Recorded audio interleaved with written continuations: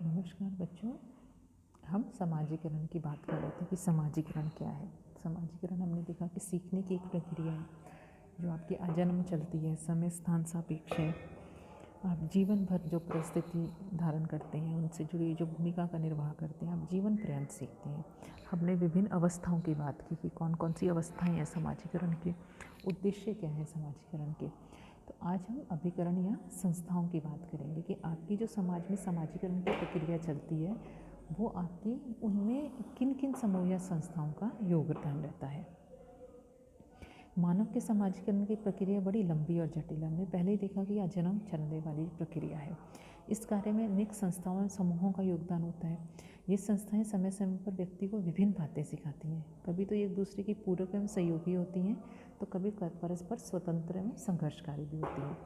बच्चे के समाजीकरण में अनेक प्राथमिक संस्थाओं जैसे परिवार, पड़ोस, मित्र मंडली, विवाह, नातेदारी समूह और वित्तीय संस्थाओं जैसे विद्यालय, धार्मिक, आर्थिक, राजनीतिक, सांस्कृतिक, व्यावसायिक संगठनों आदि का योगदान रहता है।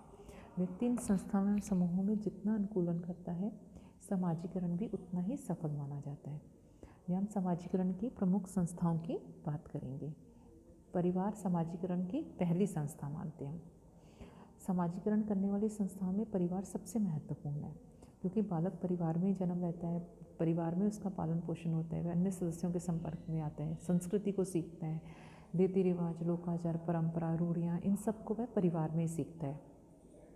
तो बच्चा यदि मूल परिवार का सदस्य है तो उसे 4 प्रकार की भूमिकाओं का ज्ञान होता है। वह पति, पिता, पत्नी, माता, पुत्र भाई और पुत्री बहन। चूँकि परिवार एक सार्वभौमिक संस्था है, तो विश्व के सभी समाजों में समाजीकरण की आधारभूत संस्था है। जेल्डिच ने 56 समाजों का समाजशास्त्रीय अध्ययन करके समाजीकरण में माता एवं पिता की भूमिका का पता लगाया। सभी समाजों में पिता साधक नेतृत्व और माता भावात्मक नेतृत्व प्रदान करते हैं। साधक नेता के रूप में पिता ही व्यवसाय का मालिक होता है। सभी शिकायतें उसके पास आती है, वो उनका निस्तारण करता है, बच्चों को दंड देता है, उसे अनुशासन और नियंत्रण में रखता है। और दूसरी तरफ यदि हम देखें तो माता का व्यवहार बच्चों के प्रति स्नेहमयी, घनिष्ठ, हितैषी और भावपूर्ण होता है। वह उदार एवं दंड न देने वाली होती है। सभी समाजों में पत्नी पति से भावनात्मक दृष्टि से बढ़कर होती है। तो हमने देखा कि पिता जो है वो साधक नेतृत्व और माँ भावात्मक नेतृत्व में रहते हैं। परिवार के अन्य सदस्य एवं भाई बहनों का भी बच्चों के समाजीकरण पर गहरा प्रभाव पड़ता है। सदस्यों के पारस्परिक प्रेम, सहयोग, त्याग, अधिकार, बलिदान, सेवा, कर्तव्य, निष्ठा आदि से बच्चों में भी सद्गुण जन्म लेते हैं। परिवार में आयु, लिंग एवं पद की दृष्टि से विभिन्न प्रकार के व्यक्ति होते हैं, जिनके संपर्क से बच्चा उनके आचरणों का अनुकरण करता है। वह माँ, बहन तथा पिता और भाई में लिंग भेद होने से विषम लिंगियों के प्रति समाज में प्रचलित व्यवहार व मूल्यों को ग्रहण करता है। इस प्रकार से परिवार में छोटी और बड़ी सभी आयु के व्यक्ति होते हैं। बड़े छोटों के प्रति अधिकारों एवं छोटे बड़ों के प्रति कर्तव्यों का निर्वाह करते हैं, जिससे बच्चा भी उनसे ये कर्तव्य और अधिकारों की व्यवस्था को सीखता है। परिवार का सहयोग एवं भावात्मक वातावरण बच्चे के व्यक्तित्व निर्माण में महत्वपूर्ण भूमिका निभाता है। तो हमने देखा कि ये जो परिवार है वो बच्चे के समाजीकरण में किस प्रकार अपनी भूमिका का निर्वाह करता है। भाषा का प्रयोग भी बच्चा परिवार में सीखता है। परिवार में भिन्न भिन्न स्वभाव एवं रुचि वाले व्यक्ति होते हैं। बच्चा उन सभी के साथ अनुकूलन करना सीखता है। आज्ञा का पालन करना बच्चा परिवार में सीखता है। इससे उसमें आज्ञाकारिता का गुण पैदा होता है। पारिवारिक आदर्श और मूल्य भी बच्चे के भी आदर्श और मूल्य बन जाते हैं। परिवार इसे आदर्श नागरिकता का पाठ पढ़ाता है। वहीं से उसमें प्रेम, त्याग, बलिदान, सहयोग, दया, क्षमा, परोपकार आदि भाव विकसित होते हैं। इसलिए कहा जाता है कि परिवार शिशु की प्रथम पाठशाला है, क्योंकि बच्चा अपने परिवार के संस्कारों का या अपने परिवार का ही प्रतिरूप होता है। परंतु कभी कभी ये देखने में भी आता है कि बच्चे के समाजीकरण पर परिवार का विपरीत प्रभाव भी पड़ता है। यदि परिवार विपरीत है, माता पिता में अनुभव में तनावपूर्ण संबंध है, माता पिता या भाई बहन अपराधी व्यवहारों में संलग्न है, तो बच्चे पर विपरीत प्रभाव पड़ता है। बाल अपराध में अपराध से संबंधित हमारे अनेक ऐसे समाजशास्त्रीय अध्ययन हैं जो इस बात की पुष्टि करते हैं कि माता पिता व भाई बहन अपराधी हैं तो बच्चे में भी उनसे अपराधी प्रवृत्ति शीघ्र सीखता है और अपराधी प्रवृत्तियों की ओर वो उन्मुख होता है। टर्मन का तो मत है कि केवल वही बच्चे विवाह को सुखपूर्ण बना सकते हैं जिनके माता पिता का पारिवारिक जीवन सुखी था। तो इस वाक्य में आपने देखा कि परिवार का बच्चे के जीवन पर कितना ज़्यादा प्रभाव पड़ता है। यदि माता पिता असंयमी है, झगड़ालू है, तो बच्चे पर उसका विपरीत प्रभाव पड़ता है। पति पत्नी एक दूसरे के प्रति यदि घृणा, असहयोग का व्यवहार करते हैं तो बच्चे भी वैसा ही व्यवहार करना सीखते हैं। अधिक दंड देने पर कभी कभी बच्चे विद्रोही बनते हैं, उनमें आत्मग्लानि और हीनता का भाव पैदा होता है। माता पिता और परिवारजनों के सामाजिक, राजनीतिक और आर्थिक विचारों का भी बच्चे के व्यक्तित्व पर गहरा प्रभाव पड़ता है। यदि परिवार आपका किसी विशेष राजनीतिक दल की विचारधारा के प्रति मानता है उसको, तो आप देखेंगे कि बच्चे में भी धीरे धीरे उसी विचारधारा की ओर प्रेरित होने के भाव आते हैं। वह भी उसी विशेष राजनीतिक दल को ही मानने लगता है। बड़ा होकर वह उसी को ही अपना दल मानता है या उसी के प्रति वो अपनी जो भावना है वो पैदा करेगा, लोगों को उसी को दल वोट देने के लिए कहेगा। तो आप देखते हैं कि अगर आपके परिवार धार्मिक विचारों का है, आपके परिवार में धर्म को अधिक महत्व दिया जाता है, तो आप बच्चा भी बड़ा होकर वैसा ही बनता है। दूसरा है क्रीड़ा समूह। समाजीकरण की दृष्टि से बच्चों के लिए क्रीड़ा समूह अथवा खेल समूह भी एक महत्वपूर्ण प्राथमिक समूह है। परिवार के बाद वह अपने हमजोलियों खेल के साथियों के संपर्क में आता है जो उसके हम उम्र होते हैं। ये लोग उसे अपनी परिस्थितियों, वर्ग के मूल्यों से परिचित कराते हैं। खेल समूह में बच्चा खेल के नियमों का पालन करना सीखता है। वह दूसरों के नियंत्रण में रहना और अनुशासन का पालन करना भी सीखता है। उसमें नेतृत्व के गुण विकसित होते हैं तथा लोगों को नियंत्रण में, अनुशासन में रखना भी सीखता है। वह खेल में हार और जीत होने पर परिस्थितियों से अनुकूलन करना भी सीखता है।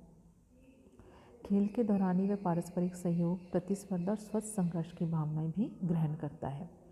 रिजमैन के अनुसार खेल समूह वर्तमान समय में समाजीकरण करने वाला एक महत्वपूर्ण समूह है, क्योंकि आजकल व्यक्ति मार्गदर्शन एवं दिशा निर्देश के लिए अपने हम उम्र के लोगों पर अधिक निर्भर है। इसलिए व्यक्ति अपने निर्णयों के लिए मित्रों की सलाह को अधिक महत्व देता है। रिजमैन का मत है कि आज का व्यक्ति दूसरों द्वारा अधिक निर्देशित है, जबकि ग्रामीण एवं आदिम समाजों के लोग परंपराएं स्वनिर्देशित होते हैं। तीसरा है पड़ोस। पड़ोस का भी बच्चे के समाजीकरण में महत्वपूर्ण योगदान है। बच्चों के ही नहीं वरन युवकों के समाजीकरण में भी पड़ोस का विशेष योगदान होता है। शहरों की तुलना में गांवों में पड़ोस का अधिक महत्व होता है।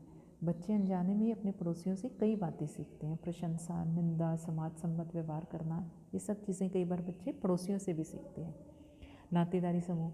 नातेदारी में हम रक्त और विवाह संबंधी दोनों ही रिश्तेदार हमारे आ जाते हैं। भाई बहन, पति पत्नी, साले साली, सास ससुर, देवर भाभी, मामा मामी, चाचा चाची, ये सभी हमारे नातेदार हैं।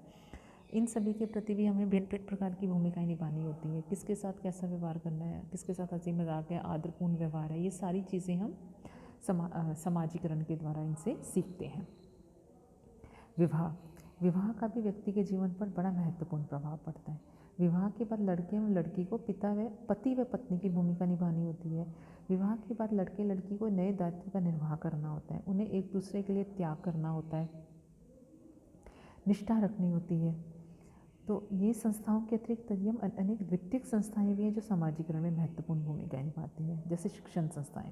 शिक्षण संस्थाओं में हम स्कूल, कॉलेज, यूनिवर्सिटीज़ आदि को लेते हैं। शिक्षण संस्थाओं में बच्चा प्रमुख रूप से गुरुजनों, अपनी पाठ्य पुस्तकों, साहित्य तथा कक्षा के साथियों से अनेक बातें सीखता है। कोई ना कोई अध्यापक उसका मॉडल अवश्य होता है जिसके अनुरूप वह अपने आप को ढालना चाहता है। अध्यापक के आदर्श, विचार, आचरण, रहन सहन का ढंग भी छात्र अपनाते हैं। तो बहुत सारी चीज़ें यहाँ शिक्षण संस्थाओं में भी सीखते हैं। दूसरी है राजनीतिक संस्थाएं।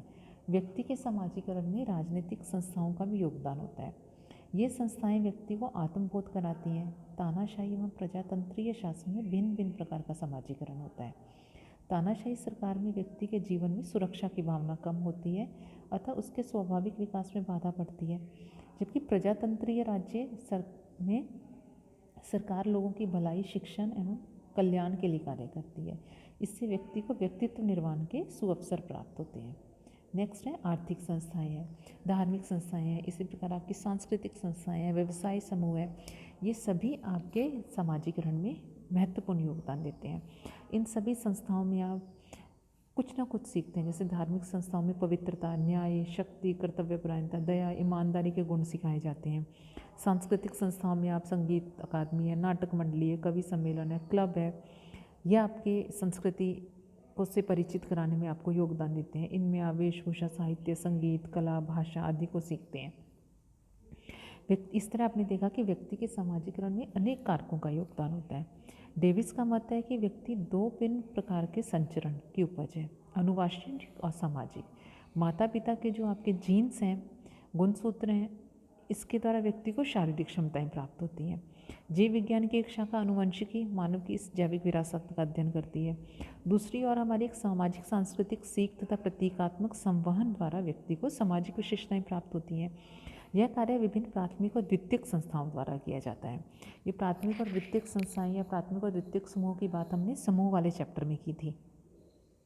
जैविक विशेषताएं व्यक्ति की सामाजिक सांस्कृतिक पर्यावरण अनुकूलन की क्षमता को तय करती हैं।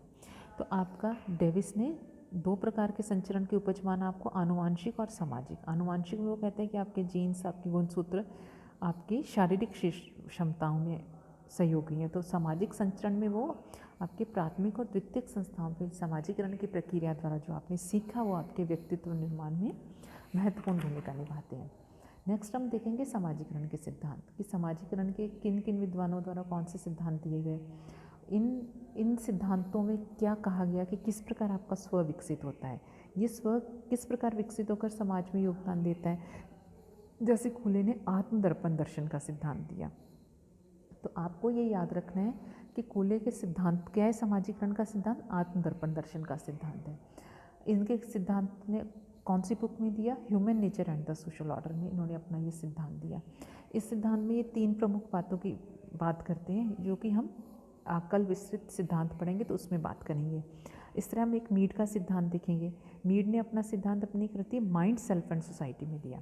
ये आप बुक्स ज़रूर याद रखेंगे क्योंकि ये बुक्स ही आपसे पूछी जाती हैं कॉम्पिटिटिव एग्ज़ाम्स में, या आप जब अपने फाइनल एग्ज़ाम देंगे तो उसमें एक लाइन का जो आंसर आता है उसमें पूछ लिया जाएगा कि मीड का समाजीकरण का सिद्धांत कौन सी कृति में दिया। कूले के सिद्धांत को क्या कहा जाता है, तो कूले का सिद्धांत कहलाता है लुकिंग ग्लास सेल्फ थ्योरी या आत्मदर्पण दर्शन का सिद्धांत। कौन सी बुक में दिया, तो human nature and the social order में दिया। इसी तरह आपका फ्राइड का सिद्धांत है, तो फ्राइड का सिद्धांत आपका क्या सिद्धांत है, उसमें उन्होंने इड, ईगो और सुपर ईगो की बात की। आपका दुर्खिम का सिद्धांत है। तो ये सारे सिद्धांतों की बात हम कल नेक्स्ट उसमें करेंगे। हम विस्तार से देखेंगे कूले का सिद्धांत, मीड का सिद्धांत, फ्राइड का सिद्धांत। तो कभी कभी आपसे पूछ लेगा कि वो इड क्या है, ईगो क्या है, सुपर ईगो क्या है। ये तीन अवधारणाओं की बात समाजीकरण के सिद्धांत में किस विद्वान के द्वारा की गई, तो आपको ये पता होना चाहिए कि इड, ईगो, सुपर ईगो की बात फ्राइड करता है। आपके स्व का सिद्धांत दिया जो मीड ने दिया, माइंड, सेल्फ एंड सोसाइटी में दिया। आपकी looking glass self theory Cooley ने दी, कौन सी बुक में दी, human nature and the social order में दी। और इसके अलावा हम समाजीकरण से जुड़ी अवधारणाएं भी देखेंगे कि नकारात्मक समाजीकरण क्या है। कि नकारात्मक समाजीकरण वह है जब आप समाज के द्वारा जो स्वीकृत व्यवहार नहीं है, जब आप उनको सीखते हैं या समाज के मूल्यों आदर्शों के विपरीत आप जब व्यवहार करते हैं तो वो आपका नकारात्मक समाजीकरण कहलाता है। जैसे एक बच्चा चोरी करना सीखता है, गाली देना सीखता है, आज्ञा का उल्लंघन करता है, कानून की अवहेलना करता है, तो उसे आप समाज विरोधी कहेंगे। तो ये समाज विरोधी व्यवहार क्या कहलाता है, आपका नकारात्मक समाजीकरण कहलाता है। इसी तरह आपकी एक अवधारणा आती है विसमाजीकरण या डी सोशलाइजेशन। अब डी सोशलाइजेशन क्या हो गया कि आप पहले से सीखे हुए व्यवहारों को भुला देना, अर्थात व्यक्ति का जो पहले समाजीकरण हुआ है उसे उसने समाप्त कर दिया। तो ये आपका क्या है, विसमाजीकरण। एक आपका आता है पुनर्समाजीकरण। पुनर्समाजीकरण मतलब रीसोशलाइजेशन। किसी व्यक्ति द्वारा पहले सीखे गए व्यवहारों को भुलाकर उसे नया व्यवहार सिखाना ही पुनर्समाजीकरण है। कि एक व्यक्ति अपने जीवन काल में अपने विचारों, मूल्यों, अभिवृत्तियों, व्यवहारों में नई भूमिकाएं ग्रहण करने के साथ साथ परिवर्तन लाता है। इसे हम तत्समाजीकरण भी कहते हैं। इसके अलावा पूर्वाभासी समाजीकरण कि भविष्य में जो स्थिति आने वाली है उसकी पहले से अभ्यास या तैयारी करना आपका पूर्वाभासी समाजीकरण है। तो ये हमने समाजीकरण से जुड़ी कुछ अवधारणाएं देखी। कल हम इसके सिद्धांतों की बात करेंगे। धन्यवाद।